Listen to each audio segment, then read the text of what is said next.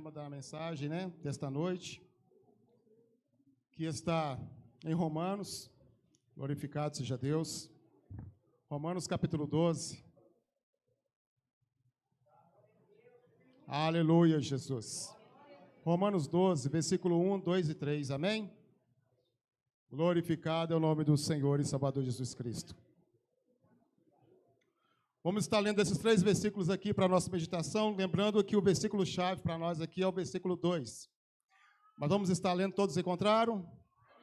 Amém. Leiamos a palavra do Senhor. Rogo-vos, pois, irmãos, pela compaixão de Deus, que apresentei os vossos corpos em sacrifício vivo, santo e agradável a Deus, que é o vosso culto racional. E não vos conformeis com este mundo, mas transformai-vos pela renovação do vosso entendimento, para que experimentei qual seja a boa, agradável e perfeita vontade de Deus. Porque, pela graça que me foi dada, digo a cada um entre vós, que não saibais mais do que convém saber, mas que saibais com temperança, conforme a medida da fé que Deus repartiu a cada um. Louvado seja Deus. Curve a sua cabeça, vamos fazer mais uma oração. Senhor, nosso Deus e nosso Pai, nessa noite, meu Deus, acabamos de ler a Tua palavra, meu Deus, e precisamos agora, meu Pai, do Teu auxílio, meu Pai, do Teu Espírito Santo, para que possa, meu Pai, ministrar essa palavra ao nosso coração. Meu Deus, estou aqui na posição, meu Pai, de vaso, de servo, de instrumento do Senhor, diante de Ti, nas Tuas mãos, que o Senhor venha me usar, meu Pai, para falar com a cada um que está aqui nesta noite, que o Senhor venha ministrar os corações, meu Pai, que se encontram aqui. Meu Deus, dai vitória, meu Pai, conforta, meu Deus, consola, Senhor, e traz também, meu Pai, a correção, para que nós possamos sair daqui alinhados, meu Deus, com a Tua palavra, segundo a Tua vontade e o Teu querer, em nome de Jesus, graças a Deus. Podemos tomar seus assentos em nome de Jesus, glorificando e exaltando o nome do Senhor. Aleluia, Jesus, graças a Deus. Como o pastor Ricardo falou, esse tema Deus deu para ele no monte, e realmente é um tema assim que nós vemos que Deus, ele provocou, que nós viéssemos realizar esse congresso. Porque se tem algo que nós precisamos a cada dia, é nos alinhar, é nos endireitar, é nos colocar na posição. Mas é engraçado que ao meditar sobre esta passagem, que é um tema propício para que nós possamos estar justamente tratando de muitas situações que nós sabemos, irmãos, que no nosso meio, que na nossa vida acontece, porque nós estamos com os pés sobre a face dessa terra, nós estamos no processo de salvação, ainda não estamos salvos, estamos neste processo, e nesse processo nós temos o risco de perder esse dom que foi nos dado, que foi nos confiado pelo nosso Senhor e Salvador Jesus Cristo. Então, é um tema que nós poderíamos sim trabalhar dessa maneira, mas em todo o tempo que eu tenho meditado na palavra do Senhor, o Senhor tem trago dentro de mim, pastor, algo tratando de bálsamo, tratando de azeite, de cuidado, de um pai para com o filho. E por mais, irmãos, que nós, ou eu, quero muito expressar, porque quando nós vemos uma pessoa se desviando do caminho do Senhor, traçando outros caminhos, a vontade que nós temos é de correr até a ela, pegar ela ali à força e trazê-la de volta, mas nós sabemos que nós não podemos fazer isso. Então, por mais que eu queira dizer, falar, para que essa pessoa venha parar de fazer o que ela está fazendo, eu não posso fazer isso por mim mesmo. Mas o Senhor, nesta noite, através da sua palavra, Ele pode te dar a direção que você precisa. Ele pode te dar a solução do problema que você tem passado. Ele pode te dar a resposta que você tem buscado, mas que muitas das vezes você tem buscado em lugares errados, em pessoas erradas, em tentar preencher um vazio que ainda existe dentro de você. Você tem tentado achar coisas que possa preencher este vazio, mas esse vazio não pode ser preenchido por coisas. Então, por mais que eu queira tocar na ferida, Deus não me permite fazer isso nessa noite. Porque hoje Ele quer tratar com cada um de nós, como o pai Ele trata do filho. Porque é muito fácil bater em alguém que não faz parte da nossa parentela. É muito fácil apontar o dedo para alguém que não faz parte dos nossos. Mas quando se trata do nosso filho, aí a coisa muda. Então Deus Ele quer tratar conosco aqui nesta noite como o pai Ele trata do filho. Porque é isso que Deus é para nós, o nosso pai. E nós, todos aqui, somos os seus filhos.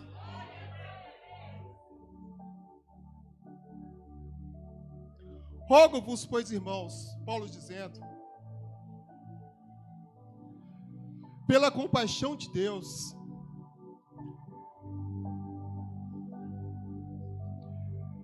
que apresentei o vosso corpo em sacrifício vivo, santo e agradável a Deus, que é o vosso culto racional. Paulo, ao começar aqui, este capítulo, ele já começa falando que nós devemos nos apresentar diante de Deus como sacrifício vivo, santo e agradável a Deus.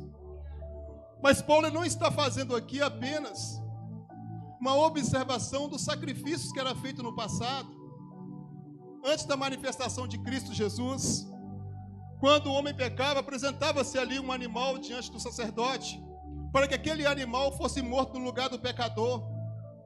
E esse rito, e esse ritual, era justamente uma tipificação do que Cristo viria fazer por nós na face dessa terra. Mas isso vai muito além. Ele não está fazendo apenas apontando o que acontecia no passado, mas ele está também mostrando uma realidade do presente, falando que nós tínhamos que apresentar o nosso corpo como um sacrifício, mas não um sacrifício morto, como era feito no passado, mas um sacrifício vivo. Um sacrifício vivo, santo, que é agradável a Deus.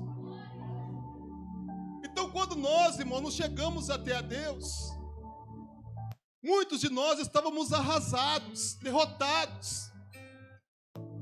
Alguns de nós já tinham experimentado de muitas coisas nessa vida, tentando preencher o vazio existencial que existia dentro de cada um de nós. E quando nós encontramos com Jesus Cristo, nós conseguimos preencher esse vazio. Nós conseguimos preencher esse vazio. E com isso nós reconhecemos que nós não poderíamos mais viver naquela vida miserável que nós vivíamos no passado, mas que nós devíamos viver agora uma novidade de vida, uma vida nova, proposta pelo próprio Deus a cada um de nós. Viver a vida de Deus, sonhar os sonhos de Deus para cada um de nós. E nós então reconhecemos ao Senhor como nosso Salvador, como nosso Senhor, e começamos a andar na presença dEle. Mas muitos, no meio do caminho, têm se perdido, por causa dos problemas, das tribulações, por causa dos levantes. Porque nós nos enganamos, irmãos, quando nós pensamos que o nosso adversário, que aquele que quer derrotar a nossa vida, que quer prender a nossa alma, que ele desistiu de nós, quando nós aceitamos a Cristo como Salvador. Pelo contrário, ele tem se levantado com muita fúria contra a nossa geração, contra as nossas vidas, tentando fazer que nós viemos desanimar dessa decisão que nós tomamos. E muitas das vezes nós olhamos e falamos assim: poxa, será que vale realmente a pena? Será que vale a pena continuar servindo ao Senhor? Eu pensei que eu tinha encontrado tudo o que eu precisava, mas eu me vejo agora em uma situação. Eu olho para dentro de mim e parece que me falta alguma coisa ainda. Eu não sei se me falta aceitação por parte dos irmãos. Eu não sei se me falta mais mover do Espírito, mas algo está faltando, mesmo estando aqui dentro. Eu sinto ainda este vazio. E quando nós vamos para a palavra do Senhor, o Senhor pede para que nós apresentamos diante dele como um sacrifício vivo. Ele fala de vida. Os mortos não podem louvar. A morte não pode glorificar. Somente os vivos, irmãos, que louvam o nome do Senhor. Somente os vivos. Talvez essa situação tenha tentado travar a sua boca. Tem tentado te fazer parar. Tem te colocado você dentro da caverna da vergonha. Porque você, nesse momento de fraqueza, não suportou a tentação. E cedeu à tentação. Porque esse sacrifício, além de vivo, ele tem que ser santo. E no momento você não se sente nessa posição de santificação ao ponto de apresentar a Deus em oração. De apresentar a Deus ali as suas queixas, as suas petições. Parece que tem uma barreira que impede a sua oração de chegar até a Deus. É isso que você tem sentido. Porque você se sente mal. Está na caverna da vergonha. Mas assim como o Senhor nosso Deus, Ele tirou Elias da caverna do medo. Quando ele se encontrava ali com o medo dentro de uma caverna. Ele passou ali manifestando várias situações. Mas de repente, numa brisa suave, Elias sai daquela caverna. E Deus, ele tirou ele dali, daquele lugar, justamente para tratar com ele. Para dar a ele ali a cura que ele precisava. Para que ele pudesse continuar na caminhada, porque a caminhada dele era muito longa ainda na presença do Senhor.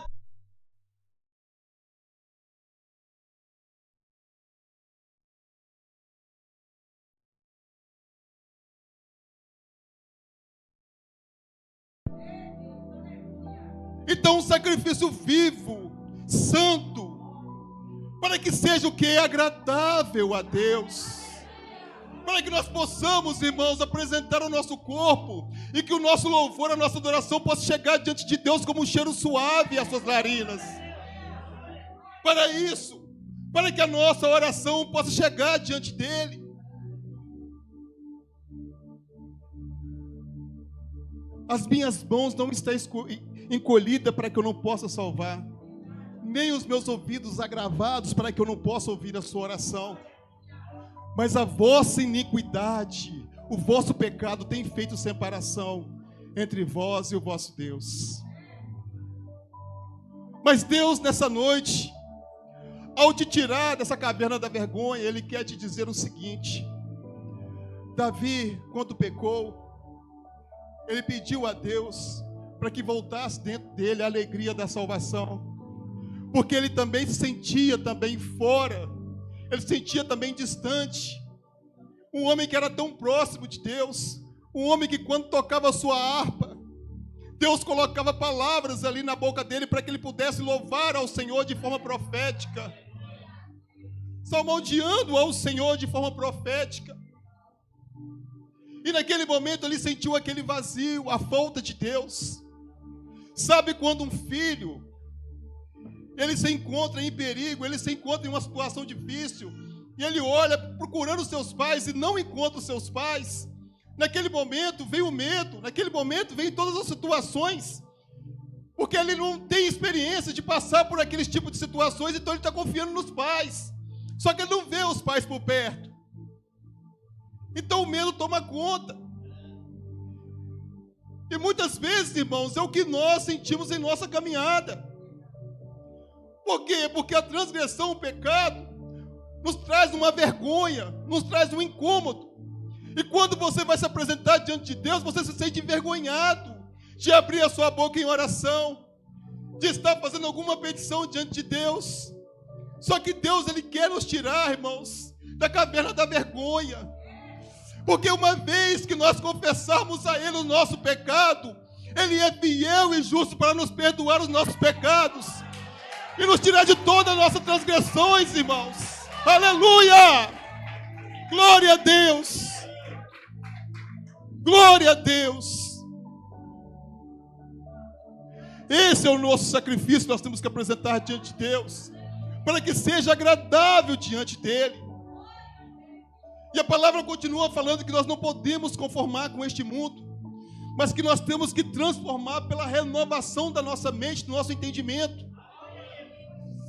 Quando fala, irmãos, de não nos conformar, inconformados, sabe o que é que dá tristeza quando nós vemos um tema como esse? É porque hoje não tem tantas pessoas inconformadas. Hoje a maioria das pessoas estão conformadas com o que estão vivendo. Aceitaram já. Tá bom do jeito que tá. Deus tem abençoado, a minha vida tem caminhado. Então tá bom. Eu creio que isso que eu estou fazendo já não é nem pecado mais. Está acomodado. E quando fala aqui de inconformados, fala de pessoas que não se moldam, que não se enquadra na posição deste mundo, desta era, desse sistema corrompido.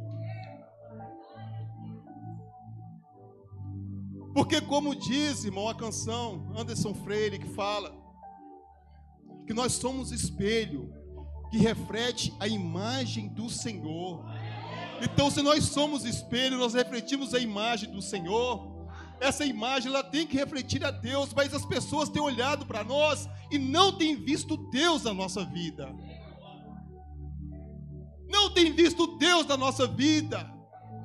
E não adianta você falar que é espiritual, que é isso e que é aquilo, mas as pessoas que estão lá fora, elas são carnais. E elas precisam de evidências para que elas possam ter ali algum contato com Deus que você serve, que ela ainda não conhece. Porque antes de nós sermos imitadores de Deus, nós somos imitadores de alguém que nos apresenta ao nosso Senhor. Nós nos espelhamos naquela pessoa que nós chamamos de meu pai na fé, minha mãe na fé. Aquela pessoa que quando você se encontra em uma situação que você não tem experiência, você vai até ela e fala: meu irmão, infelizmente, varão, não estou conseguindo caminhar. Comecei muito bem, mas agora está me faltando força. Eu estou sedento à tentação, não estou conseguindo romper. Aí a pessoa: calma, meu filho, vem cá, vamos orar. Deixa eu te orientar, deixa eu te direcionar. Mas hoje está faltando paz na fé. Parece que muitas pessoas também nem querem ter um pai na fé. Parece que quer viver por conta própria. Não tem confiança de chamar uma pessoa ali que já está mais experimentada na fé, para que possa ali compartilhar com ela alguma situação, para que possa dar a mão para ela ali no momento que ela está pendegando ali na caminhada. Irmãos, nós precisamos uns dos outros. Nós não conseguimos romper com tudo isso que está acontecendo sozinhos, não, irmãos. O Senhor Jesus, Ele pediu para que nós fizéssemos isso. Assim como eu e o Pai somos um, sejai-vos vós também um. Nós temos que ser um em Cristo Jesus. Não adianta, nós queremos romper com tudo isso sozinhos, nós não vamos conseguir, irmãos. E sabe o que é pior? Muitas pessoas, na falta de um pai na fé, de uma mãe na fé, têm buscado gurus na internet. Então hoje não é o pastor, não é o professor, não é o diácono mais que dirige a vida dos membros da sua igreja, mas são gurus que são levantados pela internet. O pastor fala X, a irmã fala não, não é assim. Porque pastor fulano de tal X falou que não é assim. E quem que é essa pessoa? De qual congregação que ela é, eu não sei. Eu só sei que eu estou seguindo ele. Como pode? Nós estamos na direção da palavra do Senhor, por isso que eu de mim mesmo não posso direcionar, apontar você, mas pela palavra do Senhor eu posso. Aleluia! Porque a mesma palavra que corta aqui, ela corta aí também, irmãos. Ela não alivia para ninguém. Por isso que Paulo fala: irmãos, não vos moldeis a este mundo, porque o mundo precisa ver evidências de Deus na nossa vida. Nós precisamos ser sal dessa terra e luz para este mundo. Se o mundo não conseguir ver a imagem de Deus na nossa vida, como nós vamos conseguir ganhar essas pessoas para Cristo? E o bom de Romanos é que as respostas estão todas aqui. Nós não precisamos ir muito longe para que nós buscarmos as respostas. Nós vemos no capítulo 2 de Romanos, Paulo falando com eles assim: olha, vocês estão querendo advertir os outros, mas vocês praticam as mesmas coisas do que eles. Pensam vocês que vocês vão escapar do juízo de Deus? Não vão. Como nós queremos ser luz para o mundo se nós temos sido trevas para nós mesmos? Será que nós vamos escapar do juízo de Deus? Não vamos, porque para com Deus não há acepção de pessoas, seja para a salvação, seja para a correção. Deus, ele vai tratar todo mundo por igual, seja judeu, seja grego, seja crente ou seja descrente, vai ter as consequências. Aleluia!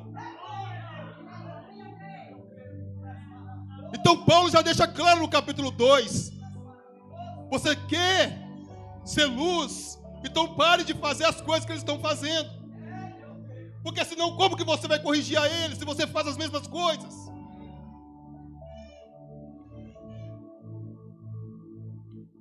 Nós vemos, irmãos, Paulo tratando aqui com os romanos e falando com eles no capítulo 6, no versículo 13, que nós temos que apresentar os nossos membros a Deus.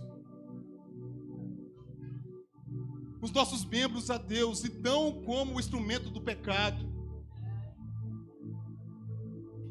E não como instrumento do pecado. Ele pede a gente para fazer isso. E aí nós vemos muitas pessoas que estão conformadas porque elas falam assim. E eu me identifico muito com o livro de Romanos, com a vida de Paulo. Porque Paulo mesmo, ele descreveu no seu livro, falando que ele não faz aquilo que quer, mas aquilo que ele não quer, isso ele pratica. Que ele era um homem miserável, porque estava preso no corpo do pecado. E nós tratamos sobre isso, nós pensamos que Paulo, ao dizer isso, ele estava sujeito ali, ou estava rendido às mesmas paixões que outrora ele vivia. Só que quando nós vamos analisar o texto, nós vemos que não tem nada disso. Quando nós abrimos a palavra do Senhor em Romanos 7, o versículo 4 e o versículo 5 diz o seguinte para nós: assim, meus irmãos, também vós estáis mortos para a lei pelo corpo de Cristo, para que sejais doutro daquele que ressuscitou de entre os mortos, a fim de que demos frutos para Deus. Porque quando estávamos na carne, as paixões dos pecados, que são pela lei, operavam em nossos membros, para darem fruto para a morte. Então ele usa aqui, estávamos. Então ele faz aqui um apanhado, dizendo assim: quando eu não estava regenerado, quando ainda não tinha passado ali pelo novo nascimento, quando não tinha sido ali transformado ainda, eu vivia também nessa situação. Quando estávamos nessa situação.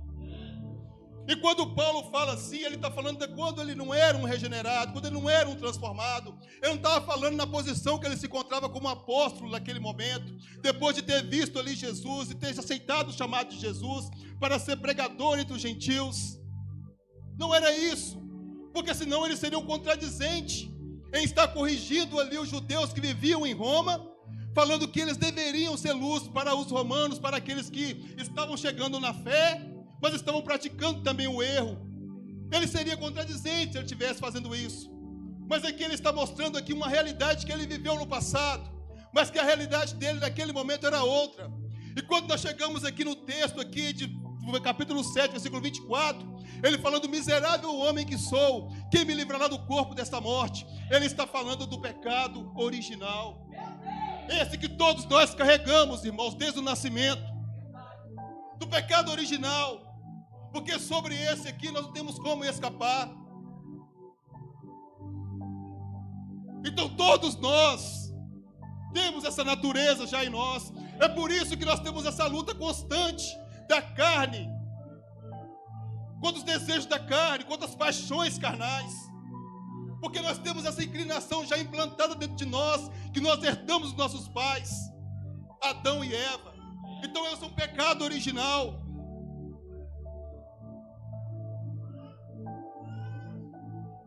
Então aqui nós vemos Paulo declarando o seguinte: que ele, com o seu entendimento, ele servia a lei de Deus, mas no seu corpo ele servia a lei do pecado, porque ele estava sujeito ao pecado.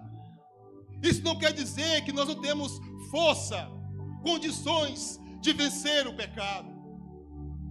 Pelo contrário, quando ele fala assim, ele já dá a resposta para nós no capítulo 8, falando que nenhuma condenação haveria sobre aquele que está em Cristo Jesus. Nenhuma condenação haverá sobre aquele que está em Cristo Jesus. E é por causa disso, meus queridos, preste atenção, é que todo ser humano tem que aceitar Jesus Cristo. Porque nós, pelas obras da lei, pelo nosso próprio esforço, nós não conseguimos chegar à salvação. Não conseguimos chegar até a ela. Então Jesus Cristo, ele vem, cumpre todo o propósito de Deus, toda a lei, sofre, padece, paga o preço no nosso lugar e nos oferece então essa graça,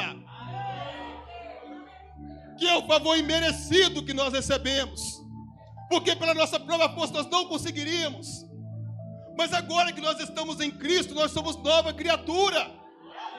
As coisas velhas se passaram e tudo se fez novo. Aleluia! Glória a Deus! Então a parte A já deixa claro para nós, falando que os que estão em Cristo Jesus, nenhuma condenação há sobre nós, porque nós colocamos a nossa confiança, a nossa fé em Cristo Jesus, e Ele pagou o preço por nós, e nos libertou dessa cadeia chamada pecado. E aí nós temos que ir para a parte B do versículo, que fala que não andam mais segundo a carne, mas segundo o Espírito. Que não se conforma, que não se molda mais nos padrões mundanos. E é isso que é difícil hoje, para você pregar, para você falar, porque as pessoas torcem o nariz quando você vai falar sobre correção, sobre postura, porque a transformação ela acontece primeiro na nossa mente. Porque nós entendemos, irmãos, que existe um processo. E ninguém está falando aqui sobre processo. Porque todos nós passamos por esse processo. Você acha que eu aceitei Jesus hoje, no outro dia eu já era presbítero, já era um homem sério, já estava pregando? Não, teve um processo. E eu tropecei demais. Eu dei muito trabalho para os meus líderes. Eles tiveram que orar muito por mim, me aconselhar demais, por causa do processo. Eu passei por esse processo. Trabalhou primeiro a minha mente, para que eu pudesse criar uma nova identidade. Depois trabalhou no meu coração, para que eu pudesse me apaixonar por aquilo que eu estava vivendo. Então é isso que é a maravilha do Evangelho, meu irmão. Talvez você venha por um motivo qualquer. Você entra por esta porta e fala assim: deixa eu entrar ali, não tenho mais nada a perder, já experimentei de tudo e nada deu certo, vou experimentar isso aqui também. Não custa nada. E de repente você conhece a Cristo. Você ouve uma mensagem de fé. E você então acredita nessa palavra, nessa mensagem. Toma posse então desta bênção. E na medida que você vai vivendo, que você vai convivendo, você vai experimentando aquilo que Deus ali tem para cada um de nós, você vai se apaixonando, você vai cada vez mais mergulhando nesse oceano do Espírito. E vai se sentindo cada vez mais próximo de Deus. E quando vem esses tropeços, meus irmãos, saiba sempre que nós temos um advogado junto ao Pai, Jesus Cristo. Nenhuma condenação, meu irmão, nenhuma condenação há para os que estão em Cristo Jesus. Para aqueles que escolheram não viver mais segundo a carne, mas segundo o Espírito. Segundo o Espírito. Porque esse Espírito, irmãos, que habita dentro de nós, é o Espírito da vida, que faz conexão no mundo espiritual com o Espírito Santo de Deus. Porque quando você levanta sua mão e aceita Jesus, há uma mescla. O Espírito Santo de Deus, ele passa a habitar dentro de cada um de nós. E ele mestra com o nosso espírito. E é por isso que quando as pessoas falam assim, eu tenho Deus, algumas pessoas ficam ofendidas. Se você está falando que tem Deus, você quer dizer que eu não tenho? Mas nós estamos falando dessa transformação que é feita no momento da aceitação, que é quando nós recebemos o Espírito Santo sobre nós. Aleluia, glória a Deus. Louvado seja Deus. E sabe o que mais a palavra do Senhor nos fala? No capítulo 8 ainda, dessa nova realidade que Paulo estava vivendo, que ele não mais sentia condenado por causa da origem, por causa do pecado, porque Cristo já havia tirado isso dentro dele. Mas ele fala aqui algo interessante para nós. Fala assim que, no versículo 5, ele fala assim: porque os que são segundo a carne, inclinam para as coisas da carne, mas os que são segundo o Espírito, para as coisas do Espírito. Então, como você vai identificar se você está sendo mais carnal ou espiritual? Quando o pastor ele faz uma chamada assim, irmãos, vai ter uma oração aqui na igreja. Como que o seu espírito, como que a sua carne reage? Você empolga, você palpita naquele momento em estar participando de alguma coisa que vai ter, que você sabe que o nome do Senhor vai ser glorificado ali, que você vai poder se conectar com Deus, glorificar a Deus, adorar a Deus, prestar algum serviço a Deus. Você se alegra com isso ou você se entristece? Aí mudando a pergunta, quando alguém fala assim, vamos pular carnaval, alguém que você conheceu no passado, como que fica dentro de você? A sua carne ela fala muito alto ou a sua carne já não faz questão mais dessas coisas? E por aí nós vamos medindo ali qual que é o nosso nível de intimidade com Deus. Porque ninguém pode, Rafael, através de uma ação isolada, falar assim, fulano é pecador, fulano está desviado. Não, foi uma ação ali, mas é um indicativo como está a nossa vida espiritual. Você não pode isolar aquela pessoa e falar assim, essa pessoa aqui já está perdida. Não, ela errou o caminho, errou a direção. Mas isso mede sim, dá para medir. É um indicativo de como está a nossa vida espiritual. Nós temos inclinado mais para as coisas que edificam a carne ou as coisas que edificam o espírito. Como que tem sido a nossa vida diante de Deus? Então por aí nós vamos medindo, mas se você porventura aqui nesta noite está com uma situação assim, que ainda as coisas lá no mundo, ela palpita dentro de você, que você ainda sente saudade daquilo que você viveu no passado, que você tem ainda desejo de fazer alguma coisa que você deixou lá atrás, nós queremos nessa noite estar orando pela sua vida e te ajudar. Ninguém está aqui para te julgar, para te apontar, pelo contrário, nós estamos aqui na palavra do Senhor para estar curando essas feridas, para estar te fortalecendo na palavra do Senhor e para estar te ajudando a sair dessa situação. É isso que o Senhor está fazendo com nós aqui nesta noite. O versículo 9: vós, porém, não estáis na carne, mas no Espírito. Se é que o Espírito de Deus habita em vós. Mas se alguém não tem o Espírito de Deus, esse tal não é dele. Lembra da mescla? Quando aceitamos a Cristo, o Espírito vem, faz uma mescla com o nosso Espírito, nos tornamos um, e Deus passa a habitar dentro de cada um de nós. Mas quando nós vamos nos afastando, nos abandonando ali, e deixando a carne falar mais alto, aí fica o questionamento, será que o Espírito de Deus, ele ainda habita dentro de nós? Porque tem uma questão aqui que é muito importante, nós estamos falando de vivência na presença do Senhor, mas existe uma promessa que foi feita para todo aquele que crê, que o Senhor Jesus, quando Ele vier nas nuvens, Ele vai nos levar com Ele. Então essa maior promessa que nós esperamos, irmãos, é a salvação da nossa alma, é um dia estar com Jesus Cristo.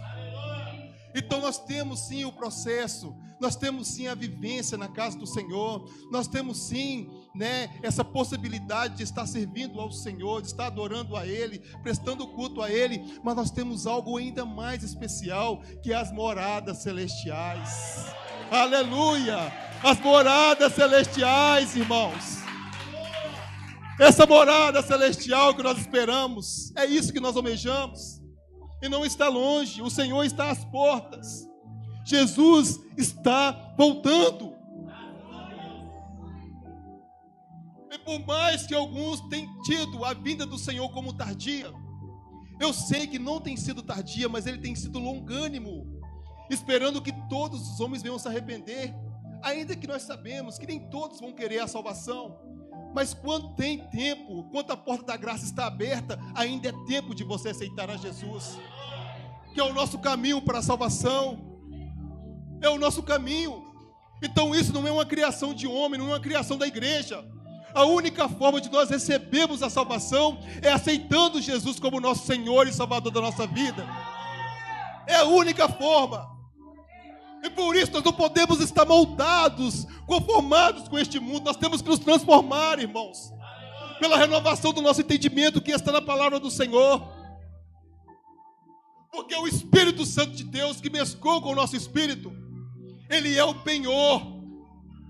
Ou seja, o Senhor Jesus, quando ele prometeu para nós que ele iria nos levar, que ele iria nos salvar, ele falou assim: olha, e por essa palavra eu dou a vocês uma garantia. E qual que é a garantia que ele nos dá dessa salvação? O Espírito Santo que habita dentro de nós. Aleluia! Glória a Deus! Que é o penhor, irmãos. Que é a garantia que nós temos essa salvação, esperando por cada um. Mas para isso nós temos que vencer o tempo presente. Nós temos que vencer as lutas que estão aí propostas para nós, no poder que há no Senhor. Somente nele nós podemos vencer. Mas o Senhor deixa bem claro para nós, irmãos, no mesmo capítulo 8, que diremos, pois, essas coisas? Se Deus é por nós, quem será contra nós? Temos batalha para travar? Temos. Temos luta para travar? Temos. Mas o Senhor, Ele é por nós. E se Ele é por nós, quem será contra nós? Quem poderá nos vencer? Quem poderá nos parar? Você só vai parar se você quiser. Mas se você quiser continuar, nós estamos aqui para te ajudar. Aleluia, louvado seja Deus. Aquele que mesmo o seu próprio Filho não poupou, mas antes se entregou por todos nós, como não nos dará com ele também todas as coisas? Nós somos participantes do sofrimento também. Cristo, ele veio, ele sofreu, ele chorou, nós também choramos, mas ele venceu e nós também venceremos. Aleluia! Glória a Deus! Louvado o nome do Senhor! Quem tentará acusação contra os escolhidos de Deus? É Deus quem os justifica. Quem sou eu para te julgar? A natureza pecaminosa, ela continua ainda em mim. Então eu corro riscos. E isso pode acontecer na minha vida por acidente. Então não vou te julgar, porque amanhã também eu posso estar sendo também colocado na mesma posição que você. Então se eu te colocar você na forca, amanhã eu posso estar nessa forca. Mas se eu te colocar você em um lugar onde você possa ser sarado, cuidado, talvez amanhã na hora que eu estiver lá, se caso acontecer isso, eu também vou ser sarado e cuidado. Louvado seja Deus, e é Deus que te justifica, é Deus que me justifica. Graças a Deus. Quem nos condenará? Pois é Cristo quem morreu e antes quem ressuscitou entre os mortos, o qual está à direita de Deus e também intercede por nós. Então nós temos a garantia diante de Deus que Jesus Cristo, ele está ali intercedendo por nós, mas não é uma intercessão qualquer. Deixa eu te explicar rapidamente. Jesus, ele veio na semelhança da carne. E ele passou por perrengue como nós passamos. Ele teve situações aqui como nós temos. Então quando ele chega diante do Pai e fala assim: ô Pai, perdoa o Léo. Poxa, o Léo, ele errou ali, mas eu conheço o coração dele, eu sei que ele é um homem direto. E que com certeza, se nós darmos a ele mais uma oportunidade, ele vai melhorar. Mas ele está falando com propriedade de causa, porque ele passou também por situações complicadas nessa terra. Não pecou, mas passou por situações complicadas nessa terra. Então ele fala de sofrimento com propriedade, porque ele sofreu. Então ele conhece quando nós estamos com o coração abatido, contrito. Por isso que ele não despreza nenhum coração abatido e contrito. E agora aqui, irmãos, para a gente fechar, fala o seguinte: quem nos separará do amor de Cristo? As tribulações, a angústia, a perseguição, a fome, a nudez, o perigo ou a espada? Como está escrito, por amor a ti somos entregues à morte todos os dias, fomos reputados como ovelhas ao matadouro. Mas em todas essas coisas somos mais do que vencedores em Cristo Jesus, por aquele que nos amou. Então, irmãos, fiquem certos de uma coisa: que nem morte, nem vida, nem anjos, nem principados, nem presente, nem porvir, nem altura, nem profundidade, e nem qualquer outra criatura pode separar você do amor de Deus, que está em Cristo Jesus, o nosso Senhor. Aleluia! Aleluia! Então saia da caverna, meu irmão. Saia da caverna. Nada pode separar você do amor de Deus. Nada pode separar-nos do amor de Deus. Nada pode. Então você só vai parar, só vai desistir se você quiser, porque Cristo está de braços abertos para te ajudar, para te levantar e te colocar de pé. Louvado seja Deus. Vamos colocar sobre os nossos pés.